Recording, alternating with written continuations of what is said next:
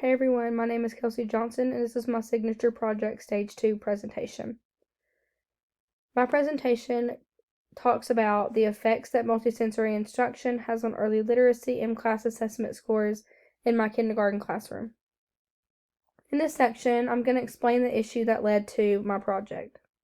Several of my kindergarten students were not showing enough growth in early literacy skills, specifically letter naming fluency and phoneme segmentation fluency.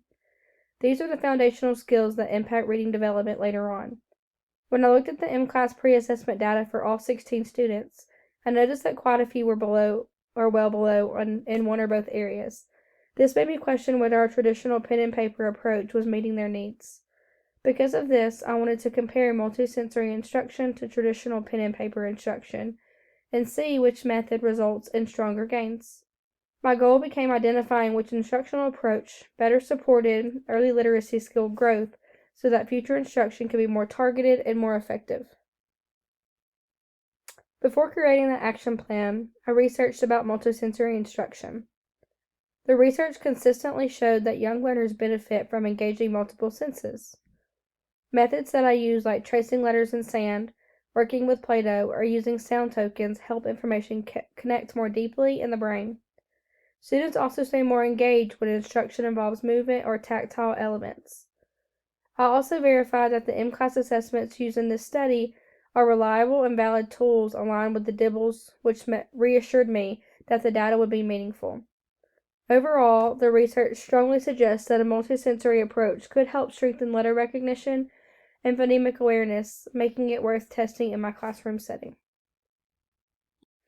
The action plan focused on comparing two instructional approaches: multisensory instruction and traditional pen and paper instruction. I created two groups by pairing students with similar pre-test scores to ensure balance and fairness. One group began with the multisensory instruction, while the other group started with the traditional pen and paper instruction. Midway through the study, the groups switched approaches. This allowed every student to experience both types of instruction over a 12-week period. The purpose of this design was to see whether the students made more progress during the multisensory phase or the traditional phase, and whether the multisensory method supported more consistent growth across the full group. The sample for this project included 16 kindergarten students, all from the same school. Students were paired based on their pre-assessment scores to create two academically comparable groups. The groups remained in their regular classrooms for instruction, which helped maintain a natural learning environment. Because the students were already receiving literacy instruction as part of their daily schedule, participation did not require students to complete any extra work.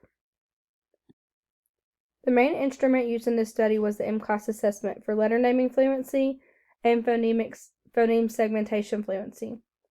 Letter naming fluency measures how many letters a student can correctly name in 1 minute, while the phoneme segmentation fluency measures how well a student can segment spoken words into individual sounds. Both are important indicators of early literacy readiness. Students completed the assessment before the instructional period began and again at the end. Attendance was tracked to ensure both groups received similar amounts of instruction, and fidelity checks were used to maintain consistency in teaching methods across the 12 weeks. Collaboration played an important role in implementing this project. My administrator approved the plan and supported scheduling needs. My grade level team discussed materials with me and offered feedback on the activities used in the multisensory group. Parents were informed through consent forms and were supportive of their children participating. This collaboration helps maintain transparency and consistency throughout the entire project. The procedures for this study followed a clear timeline. In week 1 through 5, Group A received multisensory instruction using sand trays, Play-Doh letters, and sound tokens. During the same period, Group B completed traditional pen and paper instruction at work, such as handwriting sheets, phonics worksheets, etc. In weeks 6 through 10, the group swapped instructional approaches. This structure allowed me to collect data from both instructional methods across all students. Week 11 and 12 were used for post-assessments and for observing whether students retained the skills they developed. Throughout this study, instruction time materials, and routines were kept as consistent as possible. To maintain internal validity, I controlled for factors like instructional time, student pairing, and attendance. Both groups received the same amount of literacy instruction each day, and the activities used were aligned with the kindergarten standards. However, the Sturtle's external validity had limitations. The sample size was small, and absences could have affected the results. The 12-week timeline was enough to collect short-term data, but did not allow for measuring long-term retention. These limitations make it harder to generalize the results across wider populations. Ethical guidelines were followed throughout this project. Confidentiality was protected by assigning students numbers instead of using their names in the data. Parents were given consent forms and were informed of the purpose and procedures of the study. Students provided verbal consent in a developmentally appropriate way. No instructional activity posed harm, and everything aligned with typical kindergarten standards. If this project were implemented as formal research, IRB approval would be required to ensure full ethical compliance. The results were analyzed by comparing the pretest and the post-assessment scores for both instructional phases.